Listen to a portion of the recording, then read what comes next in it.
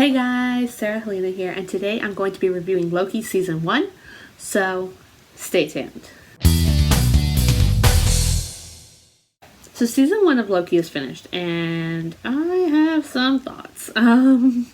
So first I'm going to go through my non-spoiler thoughts, so that way if you haven't seen the show yet, then you can hear what I thought without getting anything spoiled for you, and then I'm going to be going into my spoiler thoughts. Yeah, so basically there's timestamps in the description down below if you just want to skip ahead. Yeah, so let's get into the non-spoiler thoughts. So basically Loki picks up right after his scene in Avengers Endgame where he grabs the Tesseract and disappears. Yeah, he's then brought into the Time Variance Authority where the agents are essentially in existence to protect the proper flow of time. So they can't have things happening that aren't supposed to, like Loki picking up the Tesseract and disappearing. Yeah, and we follow Loki on his adventure with the TVA, the Time Variance Authority, and he happens to learn some secrets along the way because it's Loki, so of course he does. Basically, Loki is just sort of this fun adventure with sort of this mystery lying underneath. It doesn't quite follow the Marvel formula like Falcon and Winter Soldier did, but it doesn't feel completely disjointed from the Marvel universe like WandaVision did. It's sort of like a middle ground. It feels like it's a Marvel show, but it's definitely a break from all the action. Now, there is action in the show, but not as much as Falcon and Winter Soldier, but more than WandaVision. I don't know how else to explain it. Yeah. But how watchable is Loki if you haven't seen any of the MCU? Honestly, I would say probably Loki is the easiest show so far to watch if you haven't seen the MCU, because Loki is really the only major character that appears. There's no other MCU connections. WandaVision had Wanda and Vision, and Falcon and Winter Soldier had Sam and Bucky, and even Sharon and Zemo and Ao, and it was just Loki, it's just Loki. And therefore it's a little bit easier to follow. The moment in Endgame that leads into this whole show is replayed as the very first scene. That's about the only spoilers I'll give. And other sort of details about Loki's life are sprinkled throughout the show. So you can get caught up on Loki's history by watching the show. Yeah, it's relatively easy to follow along. My mom, who hasn't seen really any of the movies, was able to follow along rather easily. Yeah. Now, there is a Marvel Legends episode for Loki, so you can go get caught up on all his shenanigans throughout the MCU. But if you want to watch the movies, then I would say, most importantly, I guess, watch Avengers Infinity War and Avengers Endgame, because the show picks up the thread from Endgame. I would also say it's pretty important to watch Thor and Avengers, the first Thor and the first Avengers, because that's the version of Loki that we are dealing with. Now, you could just watch Avengers because that's where that's literally the version of Loki that we are dealing with in the show. But to get, sort of more backstory to Loki, watching the first Thor is a pretty good place to start.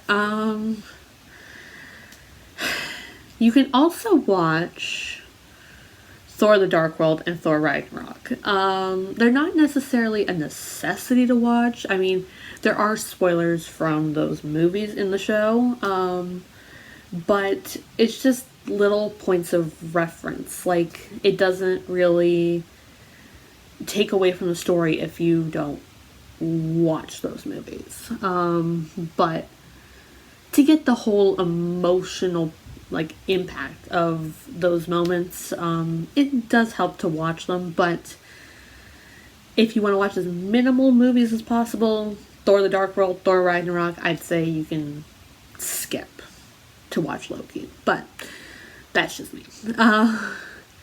Now we are going into spoiler territory. So I will be talking about plot points. If you have not seen the show, if you are not caught up on the show, go watch it now and then come back here. Final spoiler warning. Spoilers will be discussed. I think I've given people enough time to click off if they haven't seen it yet. Alright. So I'm going to be starting with what I loved. And what I loved really, truly, was the character dynamics. Like, Loki, as a TV show, has a relatively small cast of major characters, and therefore it allowed for different character interactions. Like, Loki and Sylvie, Loki and Mobius, those two dynamics were probably my favorites. But we also had Mobius and Renslayer, and Mobius and Sylvie for a brief minute, and that was a lot of fun. And then we also had all the Loki variants, like, more specifically, like, classic Loki, boastful Loki, kid Loki, alligator Loki, and Loki. Yeah, it was great to see so many different character dynamics and getting to see characters interact with, different characters rather than just sort of the same characters. Another thing I loved was the heartbreaking moments amongst the humor. Now, Loki as a show is a rather comedic show. Like, there's a lot of humor in the show, but they do fit in some heartbreaking moments. Like, when Loki learns that he was responsible for Frigga's death and the destruction, and, well, I mean, he wasn't responsible for the destruction of Asgard, but ultimately the destruction of Asgard, and, wondering about what happened to Thor after he died. Like, there was a lot of emotional punches, especially in that first episode, but the punches kind of kept coming throughout the show, and don't get me wrong, I love the comedic tone. I love the humor in this show. But Tom Hiddleston is such an amazing actor, so getting to see him play the humor as well as the heartbreak was just amazing to watch. Another thing that I loved was the appearance of Lady Sif. Now, I know I said Loki was the only major MCU character that appeared, but Lady Sif, she didn't have much to do, but it was great to see her, great to see Jamie Alexander in there, because it was a surprise. And with the internet nowadays, it seems like nothing gets past the internet. Like, somewhere somebody knows something and puts it out online, and so the surprise when we saw Jamie Alexander, it was like, whoa, hold on, Lady Sif is in this show? And literally, like, she was just sort of in the loop. Like, she was like, you cut my hair, punch, kick, walk away. And it was like, I don't know. It was great to see her again, because I love Lady Sif. I think Lady Sif gets a lot of the short change in these Thor movies, but I love her anyways. And getting to see her again and just, like, the whole surprise element of it was just great that they pulled that off.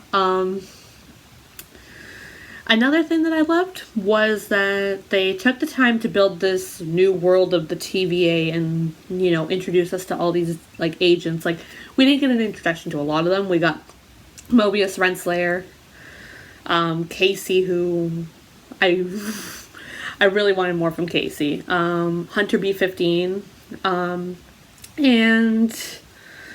Hunter C-20, I believe, was the number.